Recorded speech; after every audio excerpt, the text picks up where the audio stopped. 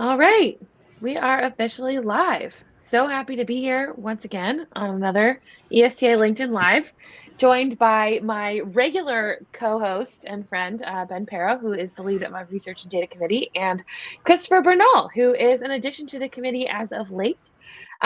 Those of you out there might know me from other work I've done at ESTA, including at one point being on this committee and now being the one who is behind most of the social media posts that you see from ESTA, and also the one who is regularly dropping into your inbox.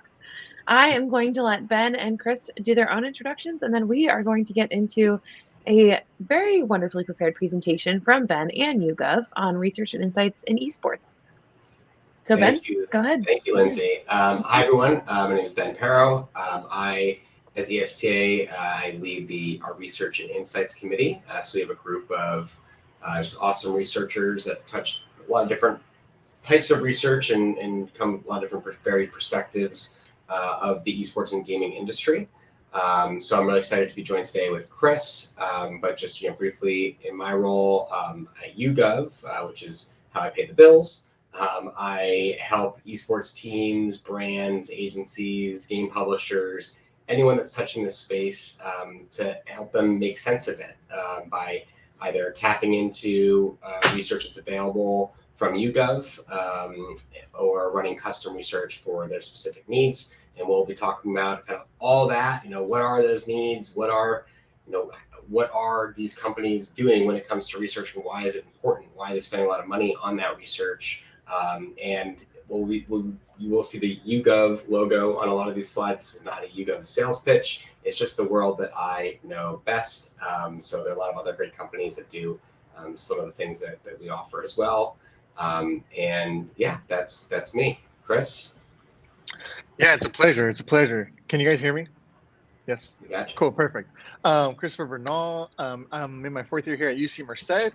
You guys can't see it, but I'm here on campus right now. It's pretty beautiful. There's no students, so it's a nice day to just a chill day to do some work. But my research really focuses on understanding how gaming communities collaborate online, and that includes how they share information, share ideas, but also how they solve problems, how they collaborate, how they innovate on in-game strategy, but also outside of the game.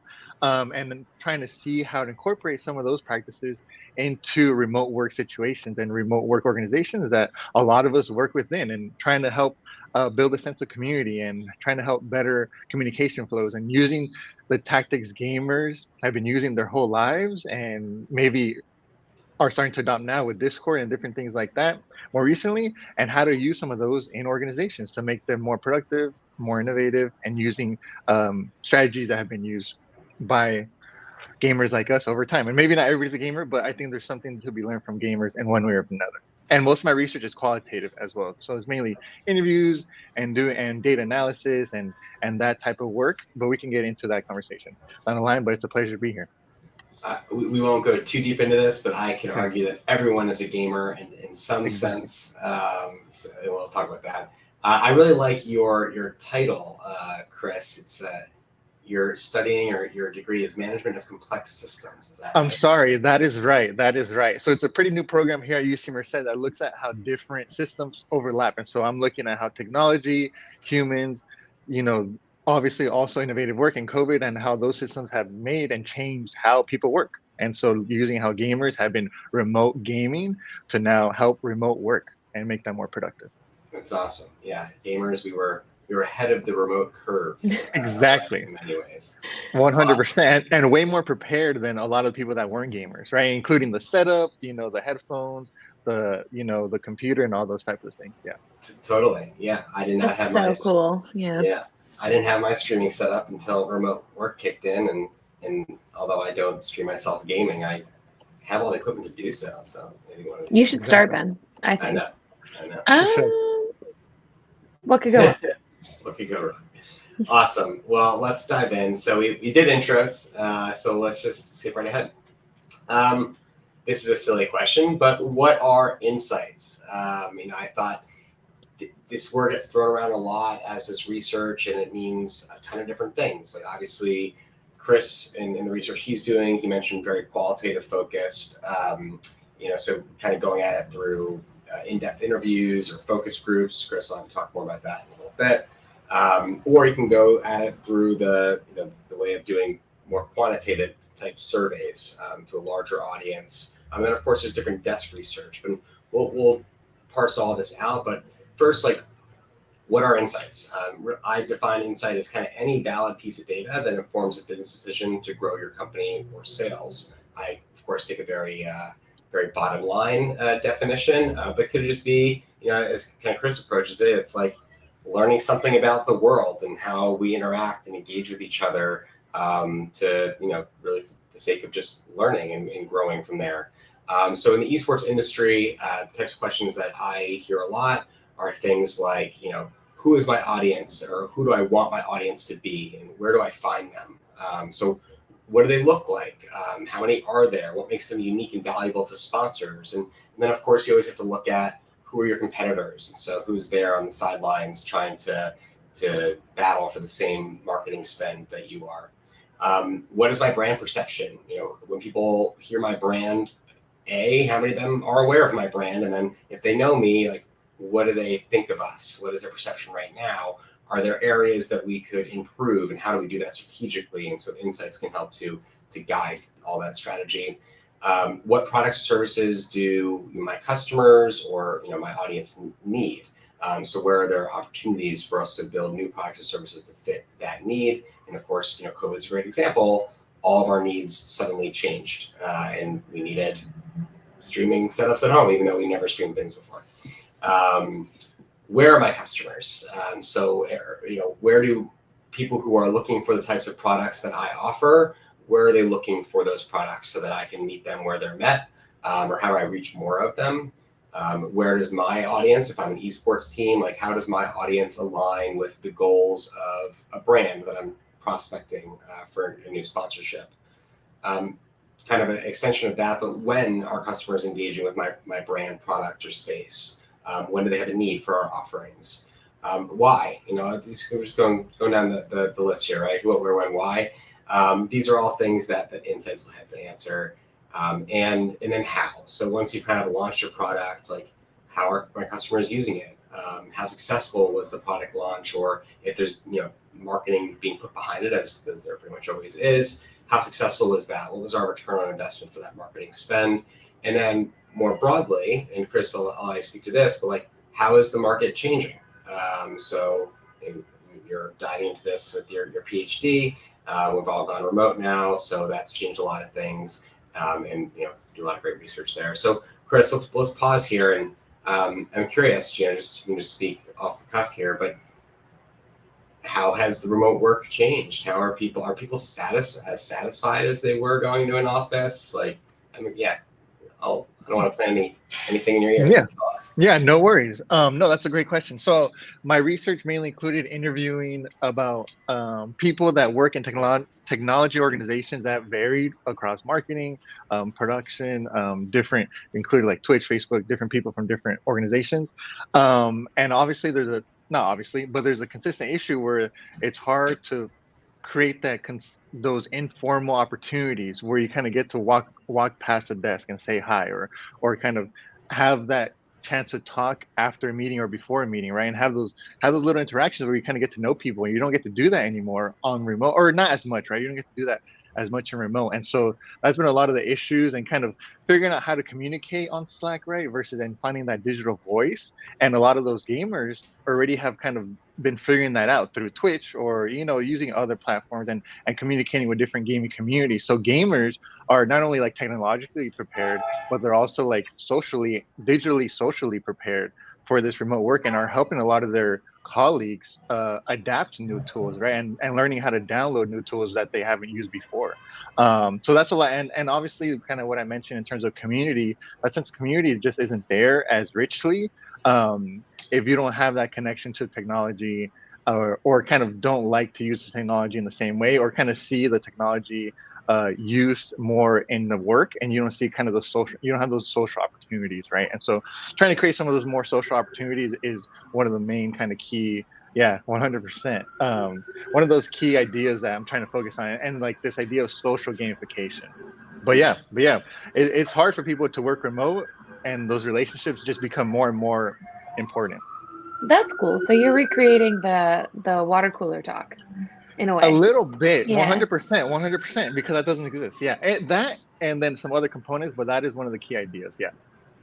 And I'm curious, like how, because you mentioned some of the companies where you're interviewing folks, and they range from being gaming companies or very digitally focused companies. Are you also speaking with non-digital companies? Not right now. Okay. Yeah, because the focus, I want to focus on a bunch of people, right? And I'm still gonna interview gamers as well, actually here locally in Merced that are student gamers in high school. I already got the approval for all that.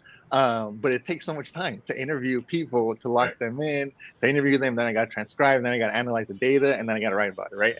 I'm not complaining. That's just the process. But I kind of need to pick and choose who I'm going to focus on, right? And this is still my PhD, trying to figure out where. So I'm gathering the data from the people that make most sense for the journals that are coming up, right? So there's a research focus, and the most recent focus was innovation and creativity innovation management journal. And so trying to figure out the innovation side and how gaming could help innovation in technology organizations. But now I'm going to step back and go talk to the gamers and get some of their insights, but also want to talk to teachers as well and how they're incorporating gaming and what their background in gaming is and how to make education more engaging as well. But they're like all pieces. I want to go here, but I kind of got to focus and Right. kind of tying up on the amount of time and obviously, and if I had access to a ton more people, I could do that as well. But it's kind of Sure. who do I have access to and who has the time to kind of have that conversation. Sure. Okay, well, speaking of focusing real quick, when you look at this list of questions on or not list of questions, but this list of, what are insights, are there any that stick out to you as someone who is working in that field of bringing in more remote work, bringing in the things from the gaming side? Like, which of these bullet points sing the most to you in what you're doing and when you're thinking about what insights you need to make decisions?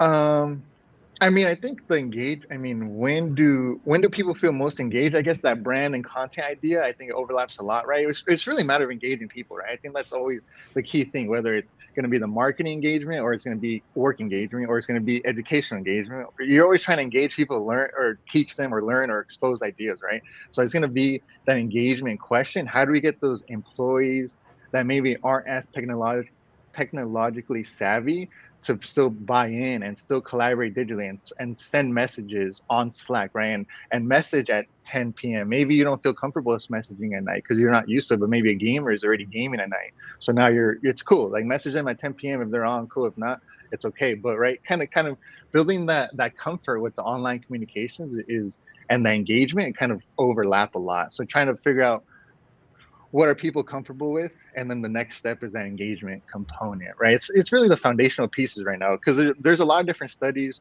on innovation and collaboration in remote work, but none of it is really looking at and a lot of gamification of remote work, which includes points and leaderboards and those type of things. That's not what I'm focused on.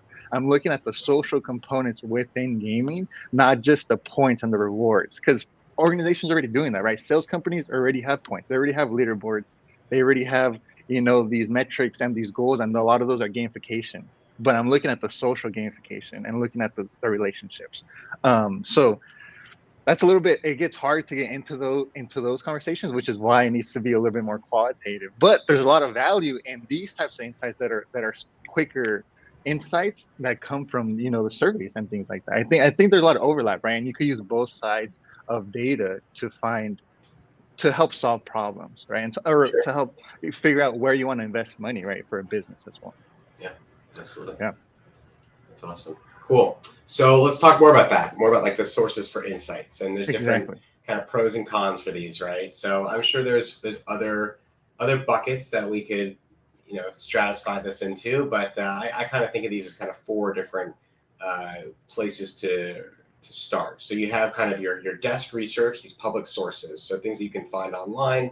This could also include journals, like you mentioned, the Journal for Technology Innovation that you read avidly. So desk research is great. The pros of this, it's generally free. Some of those journals will have subscription fees, or you pay by article. Yeah, there's a lot of information out there, right? That's the beauty of our modern age. One of the cons, though, and the big one here, is you have to be careful of the sources and make sure that the data, the article you're reading or the report, the data kind of has been interpreted correctly, that it's just passes the sniff test, and some people, don't go through that extra kind of layer of analyzing the data. And also, you're getting whatever is available online, so it may only tell part of the story, and it may lead to more questions. Which, Christopher, it's for you. You have a whole PhD degree now that you're working towards answering the more questions that you are thinking of as you go through other research existing. Anything you want to add there, and kind of how you discern good publicly available data from bad? Sorry, I didn't just curse or anything. That was the weirdest horn I've heard of. But yeah, Chris, let me put that to you. What kind of public sources do you go to? Yeah, so I mean, I'm in my 4th year of my PhD, and there's obviously different routes you can take depending on the type of research you're trying to do. If you're trying to write a journal article for a specific journal, you're going to obviously look at the articles and the research within that journal to make sure you're pulling from their approved papers, right? From their approved articles. So it kind of depends on where you're writing for and what the focus is. But generally, I mean, Google Scholar is just an easy route to take to kind of start the search to find articles, right? You're going to be able to, once you find an article, you're going to find similar articles to that, and then just kind of go down. But obviously, you want to find, there's always ends up being key authors and key journals that are going to be, what do you say, authoritative voices in your field. So that's kind of how I do it. I have certain authors that I look for. I have certain journals that I look for, and that includes kind of what you said, including the Creativity Innovation Management Journal, and now the EGOS, which is the European Group of Organizational Behaviors Journal as well. Behavioral studies. But yeah, it kind of depends on where you want to write for. I think that's really the key idea, because if you just start finding papers, those journals want you to find articles from within their space as well, right? With respected people within their space. So if you don't include them, they're going to suggest you including them anyway. So might as well include them, might as well include those voices in there and show that you have a breadth of kind of sources that you're pulling from, right? But obviously credibility is a whole conversation that we can have, but you obviously want to look through and make sure what type of data they're gathering, and who they're citing as well is always obviously a big piece of conversation. Awesome. So kind of building off of that, the next layer here is industry reports. So kind of a similar thing, but these will generally cost money, and we'll go deeper into a topic. These could also include, kind of market landscape reports. So there are companies that do annual reports on the top streamers, the top games, by performance of the titles. There's reports for everything these days if you look hard enough. But same watch out from other desk research. Be careful of your sources, and always worth a double click into where are they drawing their conclusions from, and how is that data collected. I don't think anything to add there really from the desk research. So moving along, syndicated databases. So this is these next two is kind of where I live in YouGov world. But syndicated databases are large data sets that are kind of generally accepted by industry. So being used by a lot of different agencies, brands, marketers, investment firms, hedge funds. These are big living databases, and living meaning that they're being updated at some regular frequency. It's the joys of living in Brooklyn. You always get horns. So that's the Fortnite horn right there. Sorry, that's you're playing some Fortnite in the background. No comment. So syndicate databases are great. They offer a lot of flexibility to go in there and kind of focus in on this particular audience, and then compare them against other things about them, whether it's their other media habits or their psychographics and lifestyle interests, demographics, of course, or maybe even down to the brand level. So to bring this home, a Team Liquid fan, what are the top brands of cars that they would consider buying if they're in the market for a car? So syndicate databases can be really powerful for that. This can also include social listening tools, digital display and search data, sales data. Again, any large database that you can buy access to. Some of the cons here, these are expensive. There can be a learning curve to understanding how to make sense of the data through whatever portal is provided. It used to be back in the day that you would get this data delivered in, really big printouts. Like I'm talking like encyclopedias of information. Fortunately, those days are past us. So now it's just encyclopedias of information that you can access through a web portal of some sort. And still, though, these may only tell part of the story. So it's not necessarily the case that it's going to cover every audience that you're interested in, or with like the depth that you would hope. Some data, no database out there covers all data and all information. So you're probably going to end up subscribing to multiple different databases to tell the story you're looking to tell, or confer measurement on a campaign or what have you. Anything, Chris, Lindsay, you'd like to add on syndicated databases? Any experiences you guys have had maybe with using tools like this?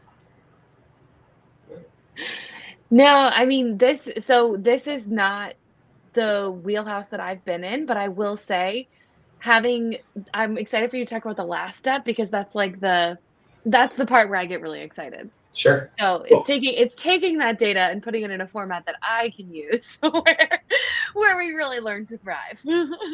Awesome. Yeah. So it's a great transition. So custom research, everyone's familiar with this. It's going out and running your own survey or pulling together a group of people to run focus groups or in-depth interviews. There's, really the two buckets of custom research are quantitative and qualitative. So quantitative being survey methods, and qualitative being more talk focused, where you can kind of drill into their emotions and other contexts to how they answer a question, rather than just checking a box through a survey. And just taking one half step back, syndicated database, at least survey-based syndicated database, is kind of a collection of thousands or hundreds of thousands, millions even, of surveys into one data set. But custom research is often one-off surveys or qualitative studies. So Chris, you're in qual world. Tell us about what's it like running focus groups or in-depth interviews. No, yeah, of course. Obviously there's value to both. I think the surveys and getting the quick insights that's really what you want on a day-to-day, right? But I think the longer term, the interviews just take so long, and you have to process all the data, right?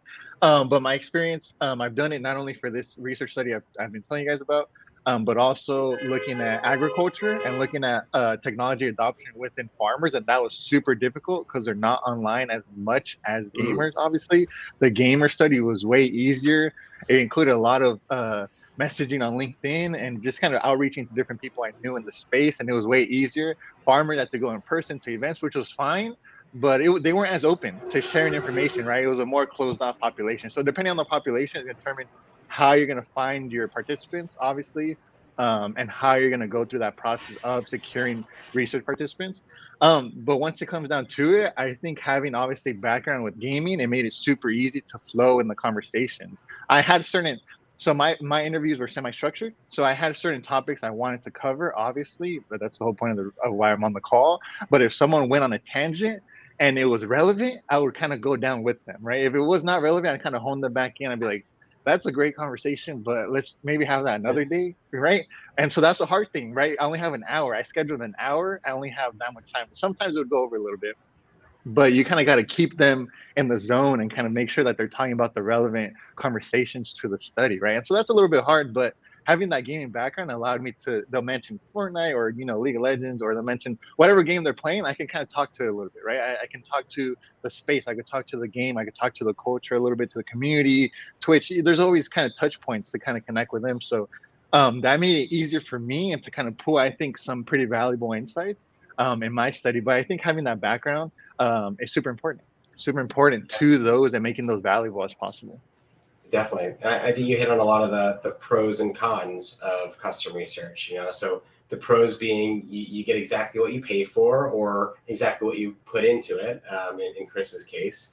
And it's very specific to, I have listed here your brand, your product, your campaign, but it can also just be to a specific topic that you're drilling into. And custom research allows you to address the white space at whatever granularity you're looking for. And if you work with a research partner, you get support from experts, or if you are the expert like Christopher, you have that support. And I'm sure you have a lot of support with your research as well. Now the cons here I think are also pretty blatant. It's more expensive, and as Chris touched on, it's very time consuming. So you need to, there's a lot of heavy lift involved of getting internal alignment from stakeholders within your company, and that can go back and forth. There's a lot of iterations that's done on research design, or in the case of qualitative research, you're like, oh shoot, I'm having a brain fart. Your conversation design. Your protocol, your interview protocol. Yeah, 100%. So you have to kind of think all that out ahead of time, because then once you get going, you want to keep your methodology consistent until the end. And then as the case of like a brand tracker or campaign lift study, that you want to keep the methodology as consistent as possible, wave over to wave as well. So you have to do kind of the most planning up front for any type of custom research. And mind you, this can be short surveys that don't require exceptional lift, but then they tend to snowball and get very, very big. And as I put here, you get out what you put in, so plan accordingly. Anything else you'd like to add here, guys, before we go to the next one? No? Cool. So just drilling in a bit further, kind of away from kind of the different macro approaches, but really going back to what are the types of research you want to run in this space. So I've listed a bunch here. This is not an exhaustive list, but competitive analysis is important. So understanding where you sit among your competitors. And I've listed here different approaches you can take to each of these, these needs. So you could do online research for this. You could refer to syndicated data or run custom research as well. Brand sentiment. So again, going to like, how is my brand being perceived? Do people like my brand relative to competitors, relative to if it was before or after a campaign or some partnership or some big PR announcement? Customer decision making. So when designing a new product, or just generally understanding the landscape that you are looking to capture, how do people make decisions when they're purchasing this type of product? And this can be a consumer, a everyday consumer like you and I making a purchase, or a business purchase as well. Customer segmentation and profiling. So segmentation is the act of just taking a group of representative people for the whole umbrella audience that you're going after. So let's say you're targeting a young audience of 18 to 34 year olds. Well, we know that let's say it's 18 to 34-year-olds who have a need for cybersecurity products for their personal protection. Well, maybe each of them has a different idea of why they're going, they're looking for a cybersecurity solution, or kind of just the needs that they're looking to fulfill. So we could segment those audiences and tell you, all right, from the macro audience of male 18 to 34-year-olds, the largest segment is this, but the segment that's most primed to buy is this. So then you can make a decision as the marketer on where you focus your marketing spend. Testing different messaging, so market messaging, go-to-market planning, where should you put your message to have the most impact and reach the intended audience. Pricing is another important consideration. All of these, again, if you're doing custom research, some of these can be layered into one study. Product development and concept testing. This also for game developers includes like art testing, or even the ESTA ran a survey recently among its members to see which jersey would you like to get when you attend the Esports Next conference over the summer. That's product development. Brand lift studies, and we'll double click into this in a few slides. But once a sponsor has come on board with a team or an event, what was the impact of their spend? So we do a lot of this at YouGov. And then to layer onto that, media and sponsorship valuation. So, when you buy a jersey patch on an esports team's shirt, how much is that really worth? And if you've spent $100,000 for that patch, did you make that back in in kind of sales or moving the needle across any brand performance indicator that you went in intending to move. And then there's, of course, just like general market dynamics, which Chris is focused on. Anything you guys like to add here, layer on? Again, not an exhaustive list, but semi-exhaustive. When you are working with folks to create, custom surveys, data packages, whatever, how do you have them rank? Because I'm looking at this list and thinking like all of these are important in their own way. So how do you determine priorities? Is it based on outcomes, or are you basing it on, the knowledge that people have coming in? Yeah, it's more the latter. So often a prospect has like certain agenda items for the year, things that they know they're going to need to do this year, that will fall into any of these buckets. And I'm just trying to understand, like, okay, have you done this in the past? Who'd you do it with, and why you're looking for a new partner to do it with? What worked before? What didn't work? And then I am also kind of generally trying to tease at how do you approach like prospecting brands right now? What data are you putting in front of them? Is that working for you as efficiently as you think it could? And trying to share some ideas that maybe could help to elevate their sales pitch with new data sources. So it's a bit of it's a lot of fact finding and asking questions, and then seeing if there are needs that I can fulfill, whether they come in with those needs in a list already, or we discover new needs together. All right, cool. So when I think about this list, there's really three areas that I think are most important, and where I've been working with teams and sponsors in esports primarily. So that is the audience profiling and brand fit space. So who is my audience and why are they a good fit for the brand I'm prospecting? And then once I've made the sale, doing a brand list study, campaign effectiveness type projects to show return. And layered onto that often is that media and sponsored valuation element. For other clients outside of esports, we do a lot. I do a lot more of like the pricing and concept testing, kind of the pre-development stage type work. But for esports in particular, whether it's a team or an arena or a game publisher who manages the tournaments, whatever. It's very sponsorship driven, right? Like that's where most of the money is in esports. So that's where a lot of our focus is.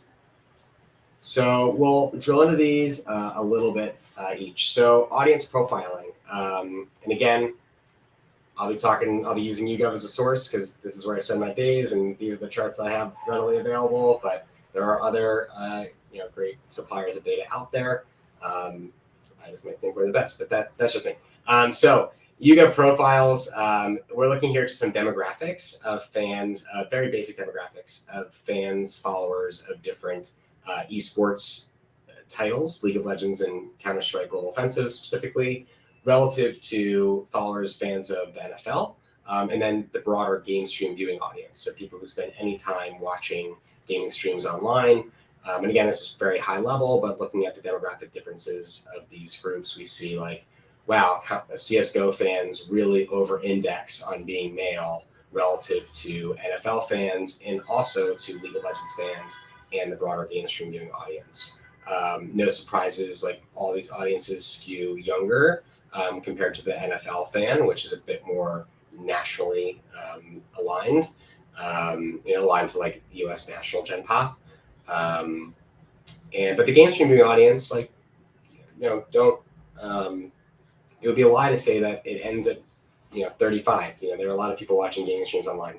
There's a lot of types of games and content creators that people of all ages love. Anyone just chime in here at any point. So then, going back to that kind of sponsorship sales element, we look at like brand rankers, right? So that here we're looking at fans of the US esports team, Team Liquid, or rather I should say fans of Team Liquid, which are our global team, but those based in the US is what we're looking at in this chart.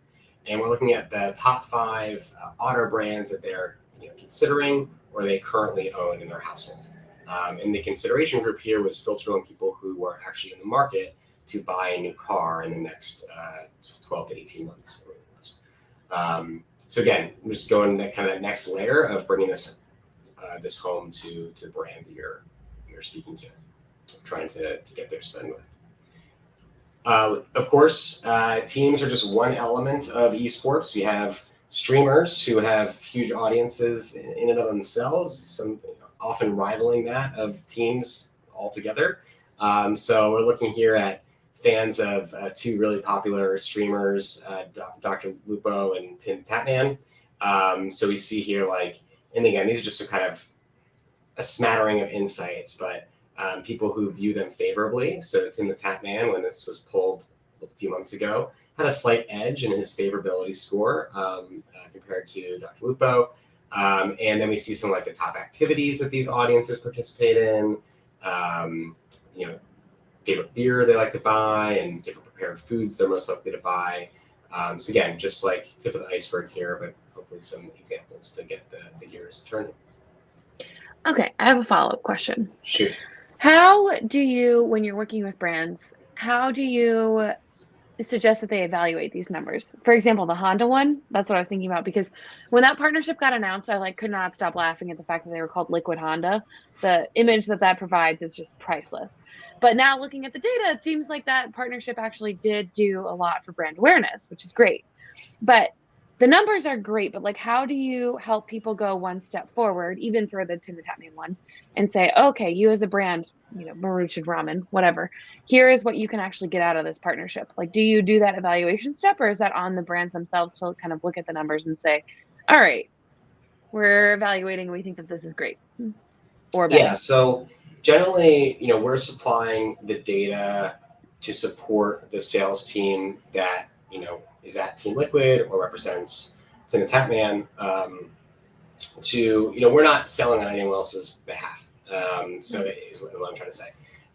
But to answer your question, Team Liquid would show these stats relative to the general US population to show that, not only is Honda ranked third among our fans relative to other brands, but compared to a broader audience of US 18 to 34-year-olds, you rank this much higher. We're not seeing this in the slide, but that's kind of the next step of the narrative. It's our audience over indexes in considering Honda relative to Gen Pop or relative to other teams. And the same logic can be applied to agencies that represent different streamers. It's we know the agency will have kind of a demographic profile of the followers of each of their talent.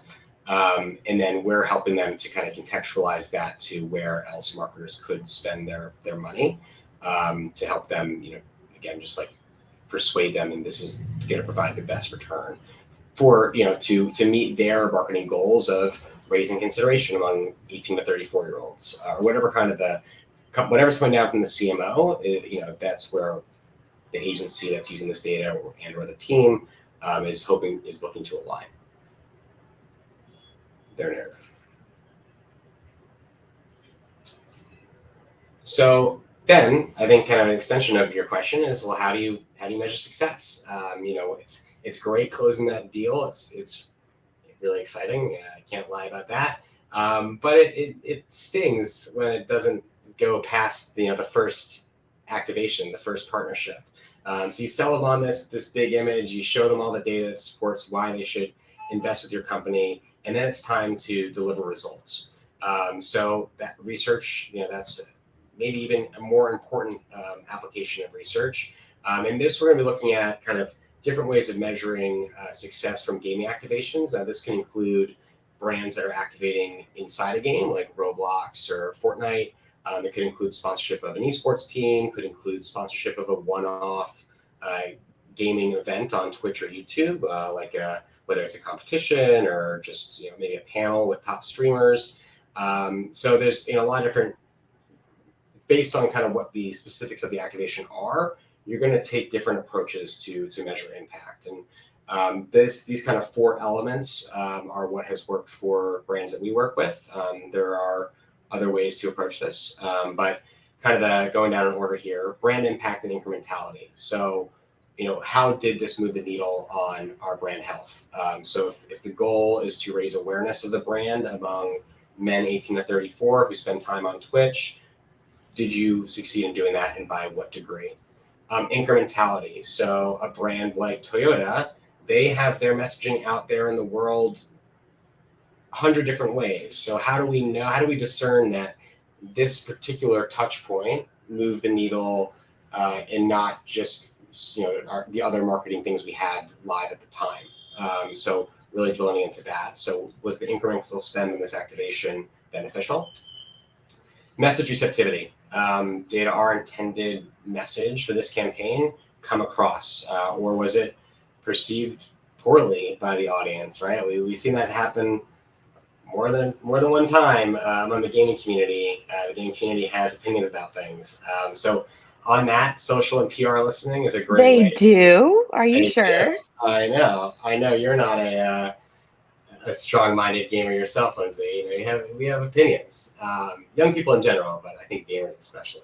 Or to Chris's research, we just know how to amplify our voice really well digitally. And so social and PR listening is a great way to kind of passively collect reaction to a campaign or partnership. And then similarly, streaming and chat. So a lot of social and PR listening tools don't cover like what's happening in the chat in a game or on YouTube or Twitch. So we have to take specific approaches for that as well. And there's some really great companies that focus on just that, some of whom are ESTA members. So I don't want to belabor the point, but just to show some like example outputs, right? So here we have a longitudinal graph. I can't even read when this started, but I think it's all of 2022. And we're looking at the total US 18 to 34 population in red versus League of Legends esports fans in, correct me if I'm wrong, I think it's blue, but it could be purple. I'm a bit colorblind. And then we just simply layer over some key milestone dates. And we see that like we have start of League of Legends Worlds Tournament. We have the finals, and then we're going all the way up into, this was like last week, was yesterday at the time that this was created. And we see here, right, like the lift of this particular metric, which I believe is it's net impression of the brand. So how people feel about the brand is generally more positive among League of Legends fans, esports fans, than the general 18 to 34 population. To my point before, though, on incrementality, net impression for Mercedes-Benz has been going up among 18 to 34-year-olds, but until recently, it was really accelerated among the League of Legends esports fan.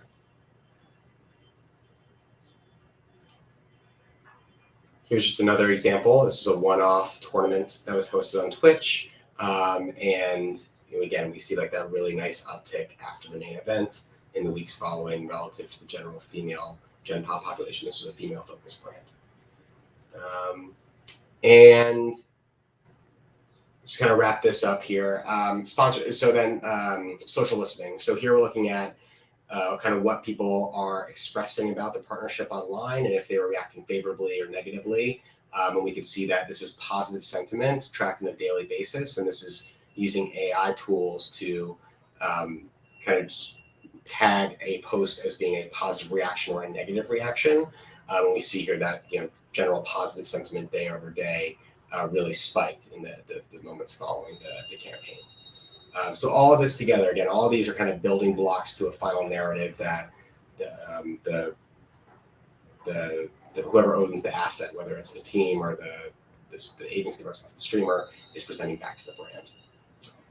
And then one other thing, as Roblox and Fortnite is taking off, the in-game channel, it's a new marketing channel, really challenging. And so we've been running in-game surveys through non-playable characters to ask just like basic questions on things like brand awareness and impression and favorability. Again, we've seen some brands that have done this really well in Roblox and others that not so much. And I think kind of a key takeaway on any brand considering going into Roblox is don't think of it as a one-off box to check. It requires a lot of lift and expertise. Definitely find an agency that can help you build these things so that they're fun because they're games at the end of the day. And you're talking to young people, so they really only care if it's fun. And that's what they're there for. Yeah, and then here's just another example output of a Roblox activation and how it worked for this particular brand. So those are a few examples of brand lift. Another area we could spend a whole day on is sponsorship valuation. So this goes that next layer of, did people notice my logo on the screen when they watch this thing, or they engage with my game that we built in Roblox, and how did that impact, the consumers' behaviors or sentiment towards the brand, and then put that over divide that by the amount spent on it, and you kind of get down to your sponsorship ROI equation. And there's a bunch of different inputs that go into this, and in terms of like exposure, again, sentiment, relative spend in other channels that a brand was marketing on during that time, and yeah, a lot we could dive into there. So I'm sorry, I've taken over. I've been talking for a long time. I need a drink of water. Chris, Lindsay, anything to add? Yeah, I want to hear Chris's thoughts on all this as someone who does focus groups and, is part of the data collection side of things. How do you work on that evaluation end? I'm definitely, so this is all super valuable to businesses, right? My research personally is not directly aimed at direct monetary outcomes in terms of sales, but it's more so in terms of internal practices and behaviors and how communication happens between the teams. So it's a little different to evaluate what I'm trying to do, but I definitely see the value in how there's overlaps in between the two, because you need, when you're making decisions, you need to have different data points and different sources of of different sources of credible, not only data, but of just people from different sides and different perspectives to kind of make those decisions. But this is definitely a different field than what, focus than what I am. I'm more on the academic side and trying to see what I can contribute to the literature and to, which is different than to a business, right?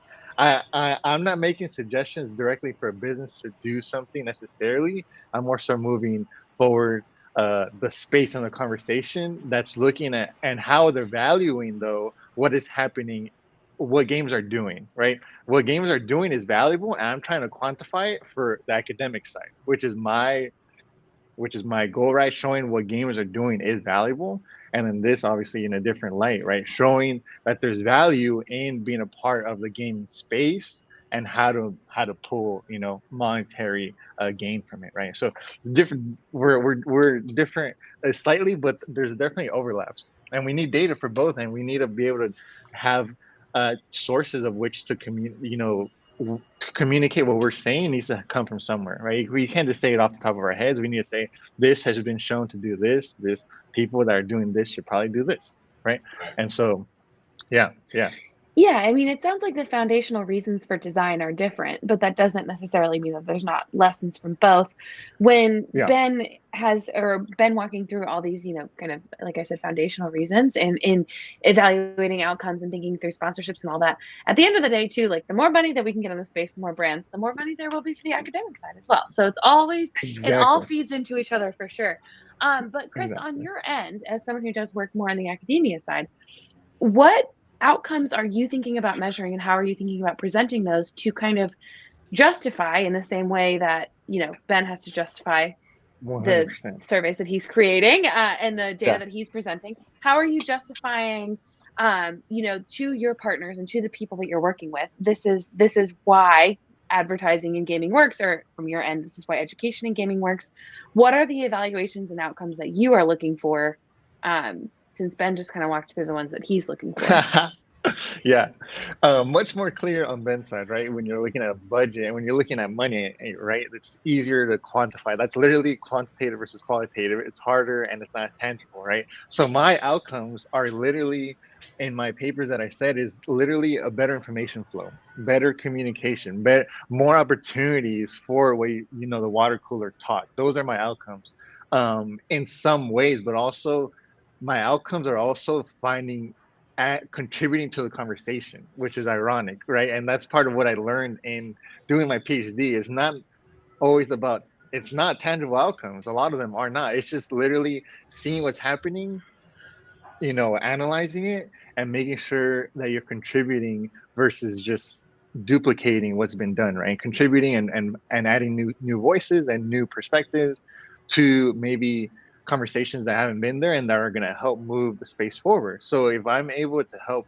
organizations make it easier to communicate because now they're valuing the perspectives of gamers, that would be great, but I'm not quantifying it in that way necessarily. Then that's the hard part Sure. about research. And it's funny because I run my own business with my team and that I live with separate from my academia, so I'm literally switching back and forth between, we got to produce and versus I got to write and provide and contribute to this conversation.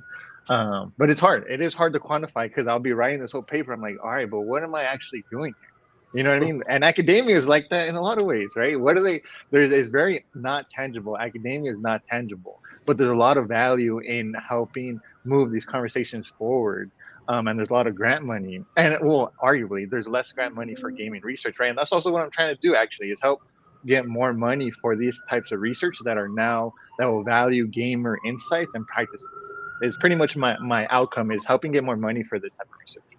Is there Yeah. an element, maybe not in your current stage of research, but in anything else you've seen out there, or I'm sure you've thought about it, but in kind of bringing it down to brass tacks, like the benefit of investing in creating culture through these online mechanisms as kind of proven and demonstrated by the gaming environment, kind of the ROI to a company to invest in those things, like in that digital water cooler, like whether it's tangible of like making your business more efficient, or Exactly. efficiency in sharing ideas, that type of thing. No, yeah, 100%. It's just like that takes time. I Right. think honestly, and I'm like there's a bunch of pieces I'm trying to get to, and it's like one step at a time. I got to make sure I cover this topic that focuses on innovation. So yes, the point of that paper ideally is to help organizations that are remote work focused and like dependent to be more innovative and more creative, right? Through gaming practices, and because gamers have background as project managers, and through informal discussions online, and through these other kind of components. But then further, I do want to do that and say, yeah, you should invest in these types of things. But this is like step one. There's like a bunch Sure. of steps to the conversation, right? But I do want to get there. That's the goal. I mean, the goal would be to my research builds my own business where I can help businesses do that, right? Or I can help businesses adopt gaming practices. And I'm gonna go to these businesses and be like, hey, my research has shown that people that are adopting these things will get this amount of output, or efficiency, or productivity. But it's just like the foundational ideas is kind of what I'm developing right now, Sure. basically. That's awesome. Yeah. I do also want to call attention to Alicia's question, which is, could you share any journals dedicated to gaming and the impact it has on kids? So, Chris, do you have sources that you refer to often, or things that you direct people towards? Yeah, so there isn't. So it's a growing field. So there's some new ones. There's like ACM. Just started. ACM is. Let me find the acronym. But ACM, I can't remember what the acronym stands for. But they just started a games like research and practice new journal. So they're gonna start accepting submissions for The that focus. Association of Computing Machinery. Yeah, there you go. Yes, sir. Yes, that one. They just started a games and practices new kind of focus. So now people will be able to submit papers there, right? And the gaming research is new. There's also Constantine Steinkuhler from UC Irvine. She's been a big proponent in this space as well. UC Irvine obviously has a bigger bigger footprint in the gaming space, and so does the research side, right? And so a lot of people that are now kind of going into the gaming space are referencing Steinkuhler and looking at what she's done and kind of building on it, right? And so it's super new. I wouldn't say I don't know. And that's the thing. So I'm looking at EGOS, which is the European Group on Organizational Studies, and then the Creativity Innovation Management Journal. And they're looking at implementing some of these things, but there's not a ton of foundation for it to be built on yet, right? So a lot of that foundational work is happening like right now. So it's hard to find gaming focused articles that are looking there's gaming focused articles that are looking at, for example, violence in gaming, right? And a lot of them are inconclusive, right? But focused on the application of gaming is less prominent. And gamification, if you wanted to find gamification, that is a big space. If you look up gamification in Google Scholar, you're going to find a bunch of articles. But it's hard finding specifically like gaming practices and behaviors to organizations is not as prominent.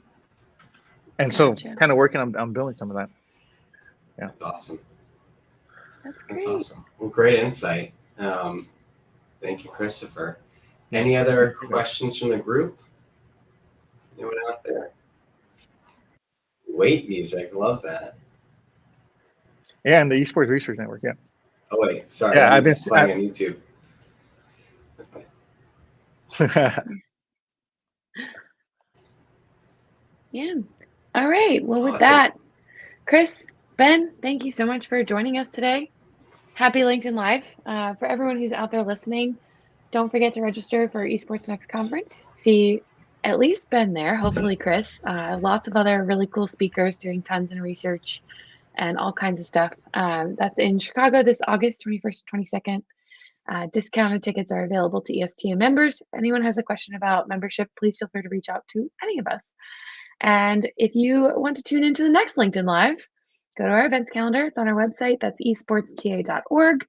There's an events calendar right in the top navigation bar. It tells you when the next ones will be, which is great. Plenty of ways also up there to get involved, to learn more about ESTA and all of that good stuff. So yeah, thank you all so much for joining me today. Looking forward to the next one. And thank you to everyone who tuned in. Thank you, Lindsay. Yeah, feel free. Yeah, and